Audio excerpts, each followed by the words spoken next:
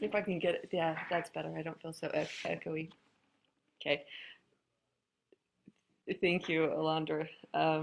So maybe Alondra, if you log in again, to put a O-B or something like that, that would be super cool as well. So what I need you guys to do is to take over a student pod and just put your name in it or something that would identify you. And um, just one of these students, students 1, 2, 3, 4, 5, or 6. If we get 9 students, I can still accommodate 9. It's pretty cool. And then what we're going to do is just so you have an idea, we're going to answer the poll, and the poll is here on the left. And then we're going to, hopefully we'll pick a pot as you go. Who just came in? I didn't even pay attention. Nice, guys. Nice. Getting lots of people today. That's awesome. Gotta make sure I don't have too many. 1, 2, 3, 4. So take a pod, so write your name on it so I know how many are already taken and absorbed. And then we're going to talk about this discussion, which is here in green on the right, top right. But we'll talk about the discussion in a minute. That's okay. My webinar started a little bit late because I had to do a little bit of running around, and so we just barely started. So what I need you to do is first answer this poll. No votes don't count. And so, yeah. And Tay, I'm going to make you answer this poll too. Really? So you just pick something.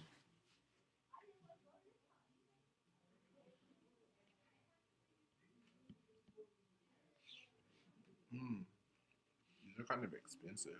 Well, they're new cars. I only put new cars on. I don't either, but I only put new cars on there. So, because we're gonna have to defend why we picked the car. You want that one? You gotta squish it. Squish. There you go. It's kind of weird. I don't like Macs are weird. Yeah. See, I learned how to use a computer on a Mac because they came out when I was little. Yeah. So there you go. If you ever find that out, then you know how old I am. So far we only have 4 people are voted, and I think I need more. 1, 2, 3, 4.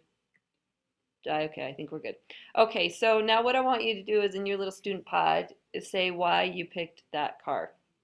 And so, like if I was to be me, because I like me, then I'm going to put mine, and then I'm going to defend why I would pick the car that I pick. And so since that's not me, it's Tay. So Tay, why would you pick? I'm going to type what his answer is. Why would you pick the Subaru? It's because it's a lower, more affordable price range, and it's a nice car.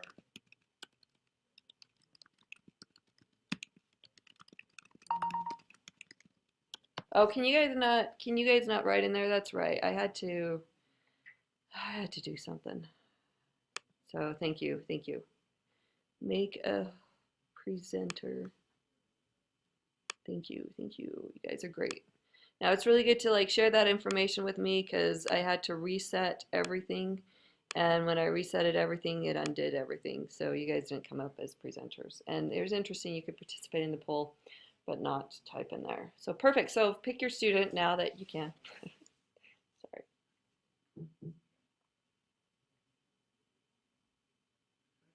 Yeah, an Outback. I thought an Outback was more expensive.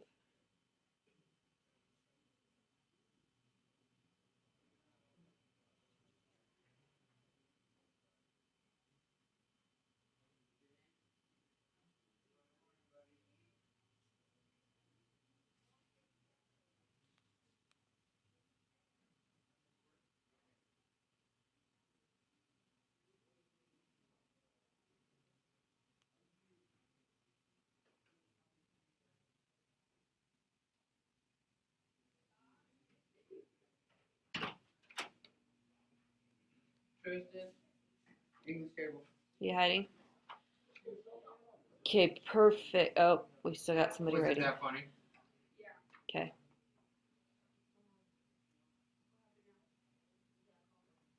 So did everybody pick a Honda? Oh, okay. No. I'm gonna guess Taylor did the Dodge one. Okay. Maybe you didn't, but that's my guess. Okay, so we have Taylor brought up an interesting, is that it's an American made car. And so that was why he picked a Dodge. And hi, Donovan. What I need you to do is take over student pod and put your name in it so it looks like student pod 3 is open. And then we're kind of past one part and just hang out with us. We're going to talk about a couple of things. And so, A, he put portable, and I think it was my Miranda. She put that they last longer and are affordable. Hondas are good cars. They last a long time. And so, yeah, I mean, so you guys kind of know what you're looking for if you look for a car. Is price. Like Tay says, I won't even buy any of those because they're all expensive. And, I bought a car when I graduated from college because I knew I'd be making money and I wasn't married and I didn't have kids. But now that I'm married and I have kids, I can't afford that kind of car payment anymore. So when we bought a vehicle, we looked for a used one and we looked for low mileage. And my husband wanted a 4x4, and we wanted to be able to seat 8 people because we need to. I like to carry extra kids if I can. And then, but we compromised on gas mileage because my vehicle gets 9 miles per gallon. Really? Yeah, but it's That's nice pretty good. that gas prices really dropped because that's helped me not spend so much on gas. But other people, they're picky about whether they buy a foreign made car or an American made car. I like to see vehicles that have been on the road for a really long time and their engines and their motors run for a long time and keeping things maintained. So let's look at this discussion. So on the right, it says warm up, and then it's in green, it says auto sales appearance is everything or almost everything. It is certainly the most important single factor in a consumer's decision to buy this or that make. So, oh, thank you, Taylor. Nice. And I appreciate that you typed something again because that was important for me to see the double notification there. So thanks. So I need you to say why would this quote, why do you believe it or why do you not believe it?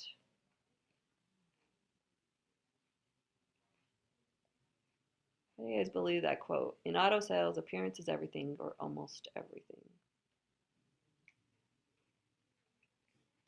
Do you have an opinion, Tay? Hmm? Do you have an opinion? Oh, wait.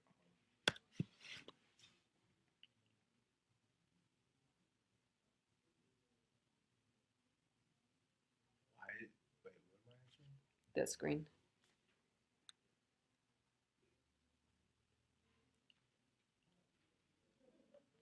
Like, okay, what exactly like about that? Like, yeah, Do you agree with it? Like yeah, when you're car shopping, do you agree that appearance matters if you buy something? yeah, because like days after it rains, like some cars go on sale for hail damage. Oh, interesting. Like brand new cars, like it's weird.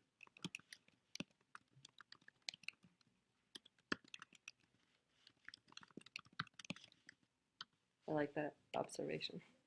I had never noted that. Oh, okay. So you know what I'm going to do? I'm going to make your life better. So let's look at the quote at the top. Is that better? Like I can rearrange stuff. I don't have to hold on to it. Oh, didn't even answer the question, Central. Central, the question is, do appearances count? Cayenne or cyan? Probably cayenne, huh?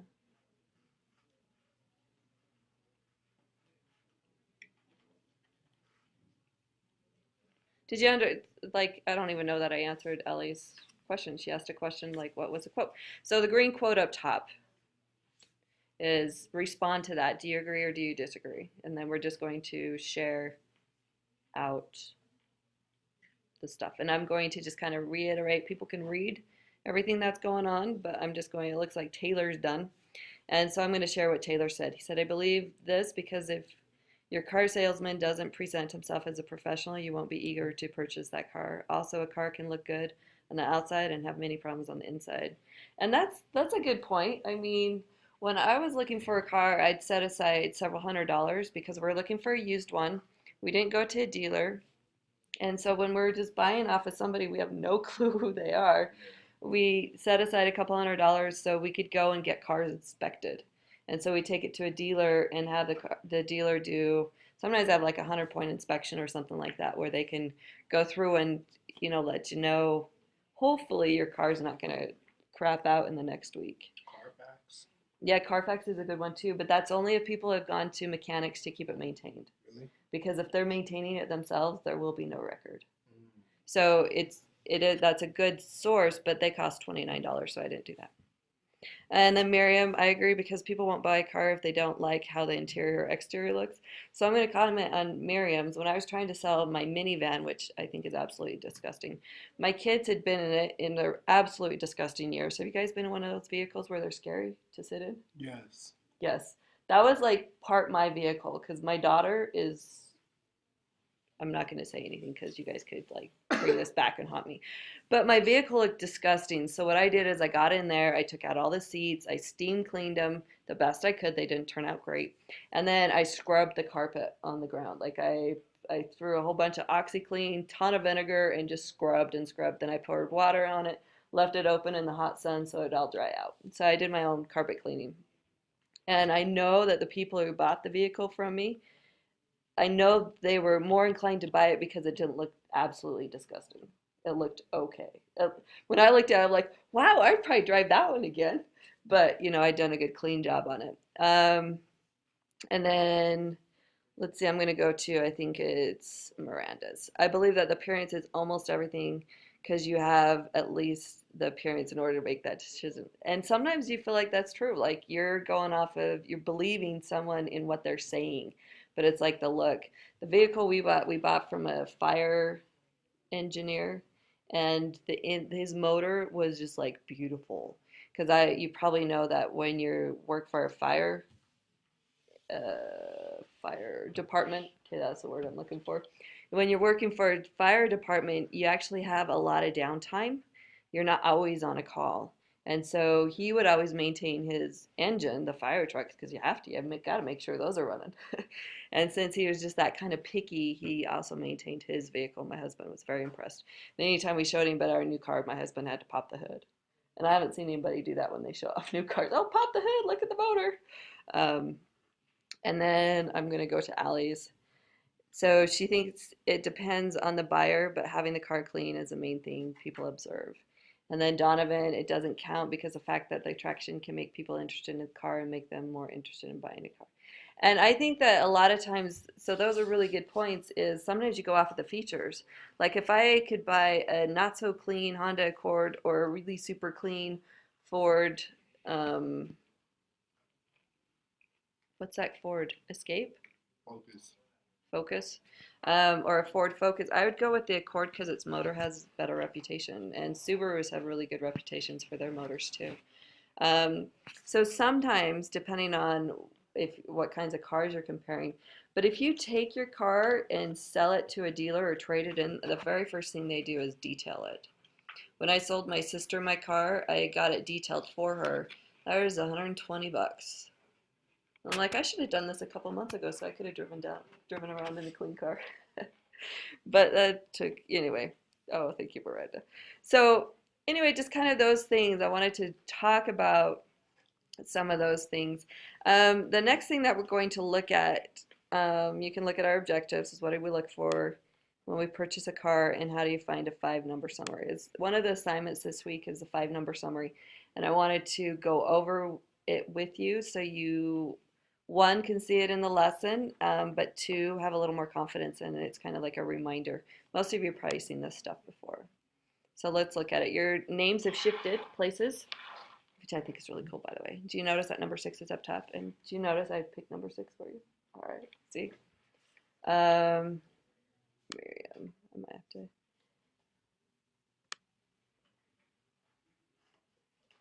Miriam got booted out, so I got to unboot her out, make a presenter. William. So now I get to give away mine. And I'll give it to William, make a presenter. What kind of car do you drive, Miss? I drive that Suburban because someday I'm gonna get my car. We picked a Suburban. One that had 4-wheel drive. It had low miles for the year 1999. It had 72,000 miles, and the guy did a fabulous job. It's leather interior, and I care about that because my family's super messy. Yeah. It's easier to wipe down leather than it is to wipe down fabric. That sucks in the summer though. And so like in the summertime we want to go camping and stuff like that, and so it's a vehicle that is for family vacation-y stuff. Yes, in the leather car in the summers. It's got good tinted windows. Okay, I guess that It's makes it it does better. it yeah, and that was what someone else. So they sat in my car like, oh, it's freezing. So yeah, I have to pay attention to the leather. So, but for me, I get the summer and the winter and the super cold, super hot, but I'd rather be able to wipe down my seats than I told you my daughter like. Yeah, that's understandable. I mean it's amazing. It was scary. Like I was scared to sit in the middle seat. I pick up a babysitter. I'm just like, oh, I'm so sorry. You have to sit there. And anyway, it was amazing what she could do. Okay, so here we are. Does anybody remember what the mean, median, or mode are? And I'm William. If you will overtake student 6, I put mine on it so you could either change your name or you could leave it as mine, and I'll remember that mine is you. Nice. Anybody remember what the mean is? No, Average. it is the average. Nice. And I love that. For me, growing up, the mean was always a little bit hard for me to remember. I don't really remember because like people are mean, and I didn't think average people should be mean. And I'm a person, and I look at the word and try to figure it out, and mean doesn't work. So the average. And what about the median? Anybody know what the median is? Middle number, perfect. So the way that I remember middle, you've got to order the numbers first and then the middle number of the order. And the way that I remember that one is, let me write on it. I don't know that I can write on it. I just realized something. I'm not very happy about that. Something I just realized. Draw. There we go. No, it's the draw thing. I wanted to be able to. Oh, you scared me for a second. I looked down and I'm like, oh. The draw feature. I wanted to make sure I could draw. Um, anyway, so I need to get to my green. Anyway, so we're back on the median. So make sure you number everything and then you go in the middle. And if you can't find a middle number and there's 2 of them, then you just get the average of the 2. And the mode, anybody remember mode? Remember when you're driving on the roads, don't drive in the middle, you don't drive on the medians. So that's how I remember. Wait, what? The median, is Oh, the middle of the road. I thought you were talking So that's about kind of the how I connected with the median. Yeah, good. Thank you for clarifying. And what's the mode? No, I like Allie's answer is actually the answer to range, where she put the difference between the smaller and the larger number. That's the range. Zero, la, la, la, la, la, la, la. Isn't the mode like the range though? Anybody know French? Yes, Miranda. Anybody know French? Mode means fashion in French, so that was how I finally connected. I'm like, oh, the people you see the most that wear the same clothes, they're all trying to be fashionable. Oh, So they're the mode. So I have that defined over here. So just real quick, pause or whatever, but we've kind of talked about it all. So the mean is the average, median, arrange the numbers, and then there you go. Okay, perfect. And then let's go. Does anybody remember 5 numbers somewhere? I gave you lots of hints. What does Q1 stand for? Q2 stand for? Q3 stand for? quarter 1, quarter 2, quarter 3. Yep, quarter 1, quarter 2, quarter 3. Good job. Miranda's a pretty quick typer. So if we were to look at this, I can do this. Okay, I got a new bamboo, so I'm pretty excited, and I gotta remember where it's. So there's your low, and then this one's your high, obviously. And then how do we find Q2 and Q3 and Q1? I can't remember. If not, we're actually gonna go to a little bit of notes and talk about it. So, and I ordered the numbers so we can like identify them a little bit better. So if I'm looking, so this is my low, this is my high. Now in order to find Q1, so I'm going to go change my colors. Or I'm going to do Q2 first because this is how I do my problems. Q2, I'm going to go from left 1, 2, 1, 2, 1, 2, 1, 2. And it's like, oh, well, now I got to go in the middle. So this is where Q2 is. Okay, I'm not very good at this yet. I'm going to get better. That's a Q2, by the way, in case you can't tell. Don't mess with it. It is. It's a Q2. It's a Q2. Totally Q2. So how we find Q2 is we actually look at the middle number or the average of the middle two. Okay. And then we're going to go ahead and find Q1. And I've worked these out, so that's why I'm kind of not stopping very long. So looking for Q1, I'm going to go from this set of data and go to the middle of that data. And the middle of that data is right here. So this is Q1. So that's Q1. And then if we go for Q3, I'm going to go for the middle of this data from on the right side, right half, and the middle dude is over here. And this is Q3. Now with all these quarters, what do quarters mean? What does a quarter mean? 25%. Yeah, 25, right? So the quarter one on the right side of quarter one is 25%. Between quarter one and quarter two is 25%. Quarter two, quarter three is 25%. Quarter three to the end is 25%. So all those good things. So you kind of remember those ones, right? Right. So I put what they are. I don't like that one. Let's see if I got this one. No, I got to deal with this one. Okay, got to deal with this one. Buddy, know how to do a box and whisker? Those are stupid. Other than they're just stupid. Okay, box and whisker. Put your low. So it's 4,500. You put your high. So it's 54,500. Uh-oh, I'm going to run out of room. I'm going to put 500 there and then put a 54 in front. Nice, I nailed it. Okay, so then what I'm going to do is I'm going to put a tick mark in the middle because I want to kind of remember what that number is. It's going to be like what? 25 plus 54, so that's going to be like 29 somewhere. This is just so it helps me build my box well. Now what I have to do is I have to go find my middle, my Q2. Q2 is at 1175, so that's going to be 7 over here. Really? Is it really there? Holy crap. All right, I've got to believe it. So this is where 6,000 more and 28,000, so it's going to be here. It's Q2. And that was at 1175. And then we're going to go ahead and put Q1 on there. Ooh, we're going to go for a bright blue. Q1 is at 10 to Q1.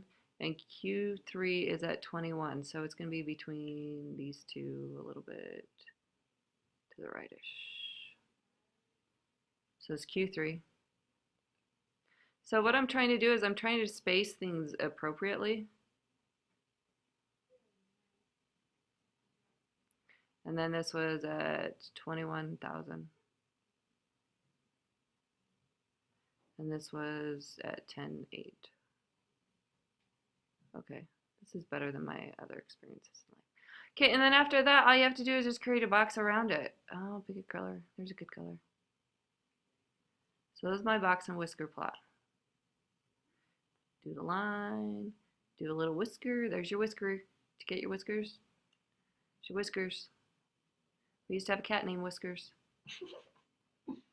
He had whiskers, but we didn't pull them out. So that's what your box and whisker plot looks like. Now, if you look at it, and if you were to pull your data to one side, it's like really stretched out on the right side, so that means it's skewed to the right. Left. Right. I'm not confused. Confuse me when you're doing Somebody told me that if you pull the data, so the middle part, the box is like your mainstay of your data, and then like if you pull it anyway. I think that that's right, but don't quote me because sometimes I'm wrong.